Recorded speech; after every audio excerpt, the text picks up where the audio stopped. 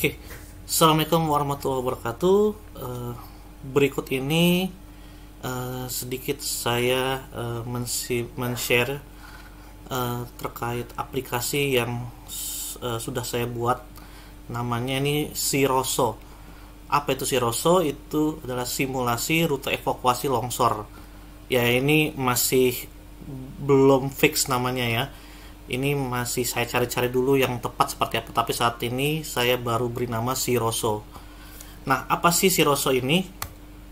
Jadi Siroso ini semacam sistem informasi berbasis permodelan ya, yang memberikan informasi, tentu ini bencana terkait bencana longsor ya. Perkiraan penduduk terdampak longsor, kita bisa hitung berapa jumlahnya, kemudian lokasi mana saja sih yang bisa jadikan zona aman untuk shelter evakuasi sementara, itu bisa kita dapatkan dari sini, plus rute evakuasi menuju beberapa fasilitas kesehatan rumah sakit tercepat. Jadi kalau misalkan kita ada korban jiwa dan lain sebagainya, ini bisa dengan cepat diketahui rumah sakit terdekat tuh di mana beserta rute tercepatnya, karena di sini saya menggunakan analisis network ya, atau analisis jaringan berbasis waktu tempuh. Nah, aplikasinya itu sendiri ini baru saya buat di engine-nya Esri ya, ArcGIS gitu ya. Jadi input data yang dibutuhkan sebenarnya cukup hanya area longsornya saja atau hazardnya.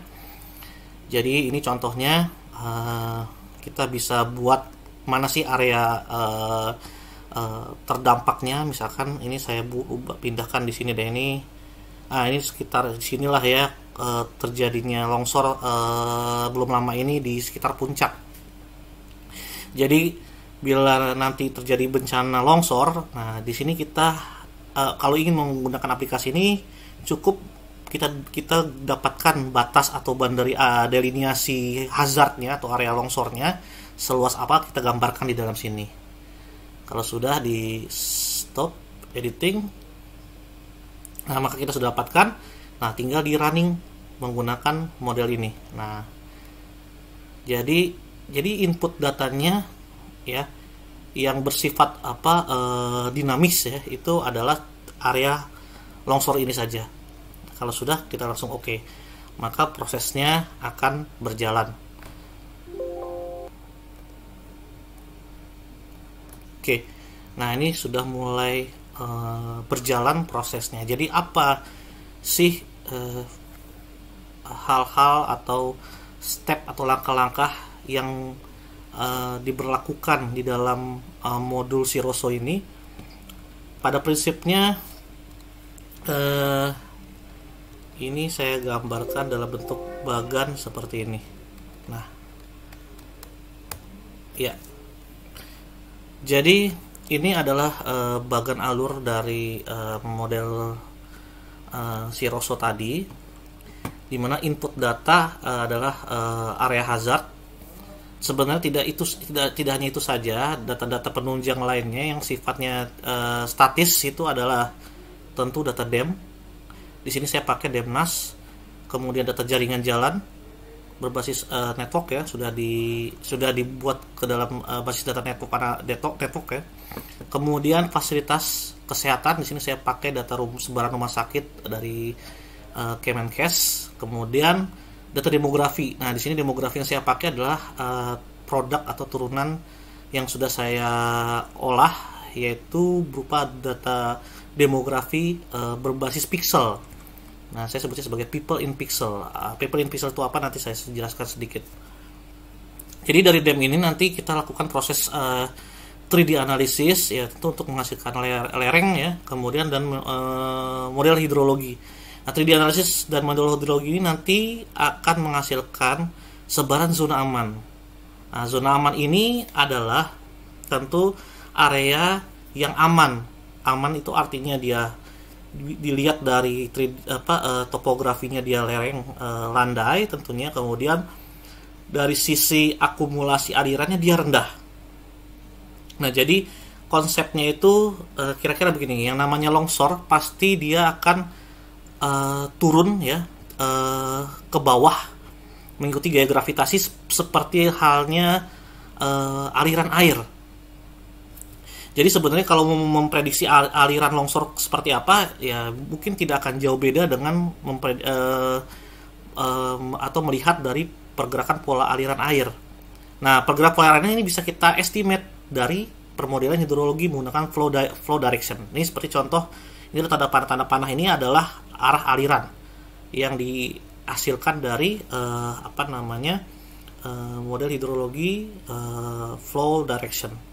Sedangkan warna merah tua ke hijau ini itu menandakan tingkat kemiringan lereng.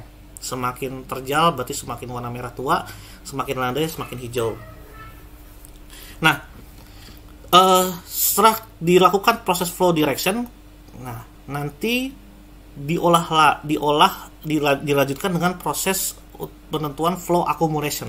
Nah, flow accumulation inilah nanti menjadi parameter penentu zona aman. Jadi flow accumulation ini adalah akumulasi aliran. Artinya kalau kita lihat ini ada tanda panah. Kalau tanda panah ini saling bertemu, ya, ini maka akan meningkat akumulasi alirannya. Semakin banyak tanda panah ini saling bertemu, maka akumulasi aliran di area tersebut atau piksel tersebut akan lebih tinggi. Seperti itu. Jadi kita bisa memfilter nanti mana akumulasi aliran yang rendah dan mana akumulasi aliran yang kecil, seperti itu. Nah, biasanya akumulasi aliran yang tinggi itu pasti merupakan tempatnya air, yaitu pasti saluran sungai besar, itu pasti adalah objek-objek yang memiliki akumulasi aliran tinggi. Ya. Dan itu kalau kita tepat ke zona aman di situ besar berbahaya. Ya, kita bicara misalkan zona banjir bandang, nah itu kan pasti akan menyapu habis channel-channel yang akan dilaluinya, yaitu adalah direpresentasikan dalam flow accumulation tadi. Jadi zona aman ini nanti adalah area dengan karakter flow accumulation rendah dengan lereng yang landai. Nah, jadi itulah flow accumulation ini ya, contoh flow accumulation. Jadi semakin warna biru tua ini berarti menandakan ini aliran air yang banyak, ya, perkumpulan air yang banyak, aliran air dari runoff. Nah, tentu nanti zona-zona amannya adalah area-area yang direpresentasikan dalam warna kuning, ya, mendekati kuning lebih bagus, artinya di situ akumulasi alirannya rendah. Tetapi kalau dia tinggi berarti di situ tepatnya air atau bisa disebut sebagai lembah, ya. Seperti itu. Nah, jadi hasil dari itu nanti akan membentuk sebaran zona aman. Kemudian data network ini kita gunakan, ya, untuk menentukan rute evakuasi, ya. Kalau misalnya terjadi bencana longsor, ada korban jiwa, tentu kita harus membawa korban tersebut secepatnya ke fasilitas kesehatan terdekat dan tercepat. Nah, saya tidak menggunakan istilah terdekat, tapi tercepat. Karena di sini network analisis yang digunakan ini berbasis time travel. Kalau kita bicara rute terdekat, maka nanti jalan yang ditempuh mungkin ada jalan-jalan kecil, ya, di mana nanti untuk menuju tujuan yang kita inginkan, ya, memang lebih dekat, tapi belum tentu jalan tersebut lebih cepat. Nah, itu perbedaannya. Jadi untuk analisis network berbasis waktu tempuh ini akan memberikan rute dengan presisi yang lebih tinggi, lebih baik, ya, seperti kita menggunakan Google Maps lah, ya. Itu kan sudah berbasis waktu tempuh, dimana kita membedakan mana jalan kecil, jalan besar, dan jalan yang sedang, gitu kan, karena masing-masing jalan tersebut kondisinya beda-beda dan memiliki kecepatan yang berbeda-beda. Jadi data ini sudah memiliki informasi atau terdeduksi dari data-data kemacetan, seperti itu. Nah, nanti keluar dengan sebaran fasilitas tercepatnya di mana saja, kemudian rutenya seperti apa. Baru kemudian setelah itu keluaran yang ketiga, nah ini kita menggunakan people in pixel untuk mengestimate jumlah orang terdampak. Kita tidak menggunakan data demografi basis kelurahan ya, atau basis desa, atau basis administrasi, karena yang namanya hazard atau batasan area longsor itu kan tidak selalu batasannya berbentuk administrasi seperti itu. Sehingga data demografi ini ya, nah ini yang saya bilang, ini adalah people in pixel, data demografi berbasis pixel lah, jadi lebih detail daripada PODES tentunya, diolah dari citra satelit. Ini sudah dipaperkan, tapi untuk percent building density-nya dulu ya. Jadi dari citra satelit kita estimate kerapatan bangunan, baru kita turunkan ke jumlah penduduk berbasis pixel. Ini sudah dihakikan. Nah ini contohnya sebaran titiknya. Jadi ini kalau kita klik, ini pixelnya sebenarnya 30 x 30 meter ya. Nanti akan muncul berapa perkiraan jumlah penduduk ya di area satu pixel tersebut, yaitu 30 x 30 meter. Ya, ini beberapa ini metodologi yang saya gunakan untuk mengenerate kepadatan bangunan ya.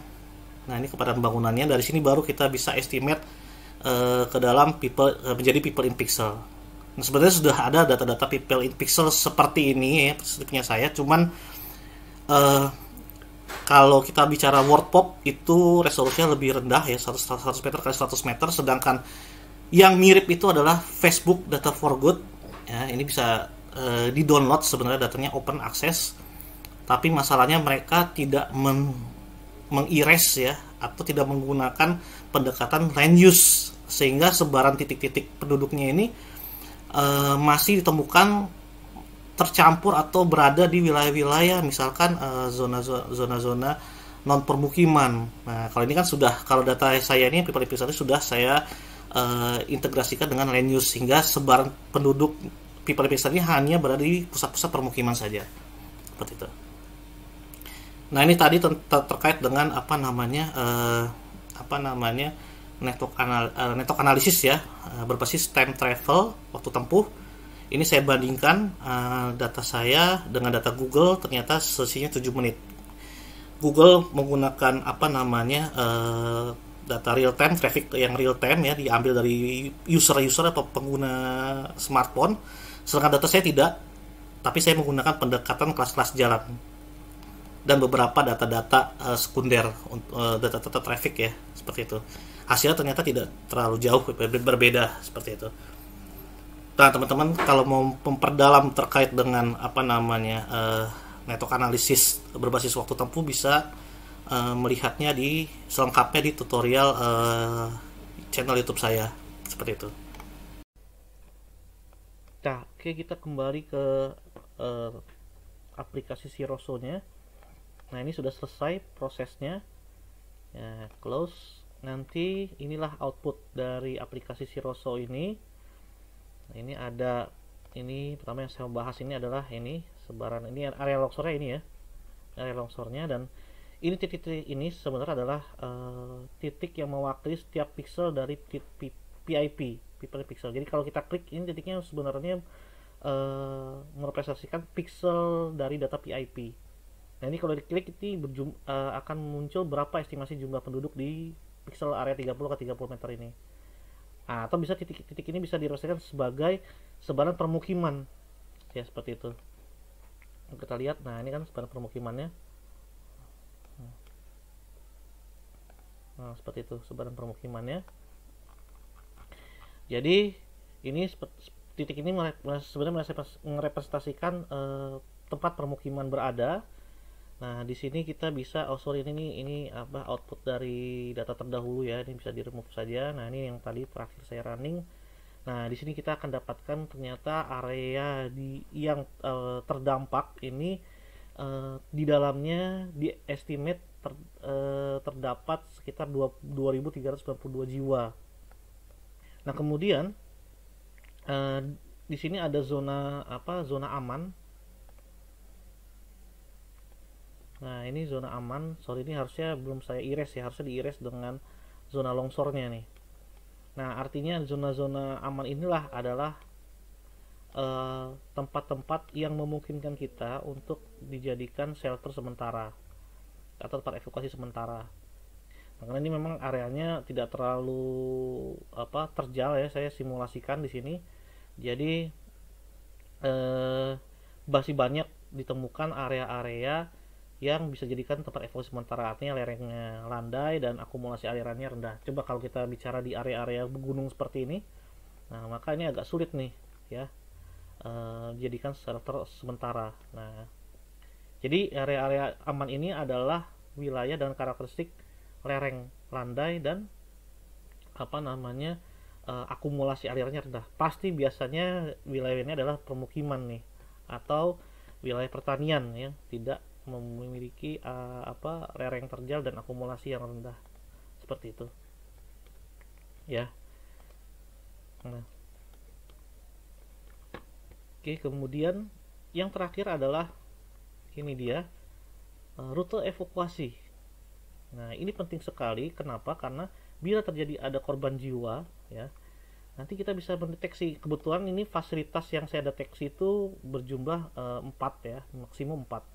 Sebenarnya kita bisa minimalkan, kita bisa kecilkan ya, misalkan cukup 2 saja yang terdekat, atau 1 misalkan, itu bisa juga. Ini saya bikin 4 ya, jadi carikan 4 fasilitas yang terdekat, yang tercepat ya, yang terjangkau dengan cepat dari lokasi bencana ini, seperti itu. Nah, di sini ini titik-titik ini ada rumah sakit sebenarnya. Ini kalau kita cek di sini titik ini. Nah, ini rumah sakit Ciawi. Yang ini rumah sakit Paru ya. Jadi ini sebaran rumah sakit yang saya gunakan data dari Kemenkes.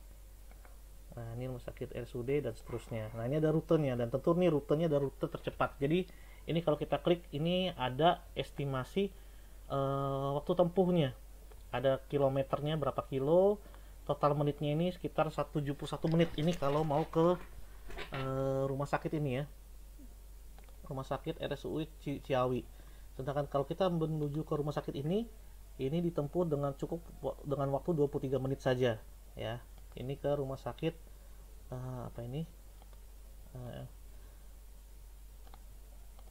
oke. Nah, ini rumah sakit Paru ya, Dr. Gunawan. Jadi ini rutenya sudah ada informasi berapa waktu tempuhnya menuju ke sana beserta rute evakuasinya. Nah, jadi itu adalah aplikasi yang sudah saya buat. Jadi sebenarnya nih, kalau kita pindahkan area longsornya, nanti dia akan mengenerate lagi. Ini saya contohkan lagi ya. Misalkan kita pindahkan area longsornya, misalkan di sini. Nah, sini ya. Yang pasti tentu harus ada akses jalannya ya. Ini kalau kita cek Google Street-nya, oh ini ada ya jalannya. Kita bisa turunkan sini lah ya. Stop editing, kita bisa running kembali. Nah, ini sedikit tadi saya ada perubahan.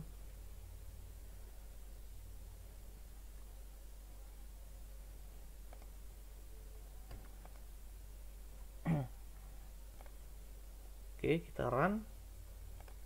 Jadi cukup masukkan data longsornya. Kemudian ini saya tambahkan outputnya, ini adalah statistiknya. Jadi kita bisa simpan statistik jumlah PIP terdampaknya berada di mana outputnya. Nah, seperti itu. Nah, ini sudah mulai running. Oke, dan ini adalah wilayah baru ya, longsoran area baru yang baru saja saya running di wilayah berbeda. Jadi hasilnya pun nanti akan berbeda seperti ini ya. Jadi inputnya itu cukup area longsor saja, maka biarkan mesin bekerja untuk mencarikan kita mana rumah sakit terdekat, tercepat, kemudian berapa penduduk yang diprediksi terdampak, dan mana zona amannya, seperti itu. Nah, jadi proses ini sebenarnya panjang. Ini kenapa bisa sekali klik, karena saya sudah buat semacam model buildernya. Jadi ini model buildernya. Sebenarnya ini bisa saya upload dan dipakai oleh atau dipublish ya, toolsnya. Nah ini dia toolsnya, saya buat model-model seperti ini. Jadi ini berisi apa, dari mulai apa namanya proses dem. Ini sebenarnya sudah data ini sudah tersedia sepulau Jawa, jadi bisa di running sepulau Jawa. Demnasnya sudah sepulau Jawa, jaringan-jalannya sudah sepulau Jawa, rumah sakit sebarannya juga sudah sepulau Jawa, ya, PIP juga sudah sepulau Jawa, seperti itu. Jadi ini adalah apa namanya bagan alurnya, ya. Oke, jadi seperti itu yang mungkin bisa saya sharing. Semoga bisa menginspirasi buat rekan-rekan untuk mungkin bisa membuat aplikasi-aplikasi semacam ini, ya. Tentu untuk mengisi waktu luang mungkin bisa gunakan ya untuk membuat hal-hal seperti ini. Demikian dari saya, terima kasih. Assalamualaikum warahmatullahi wabarakatuh.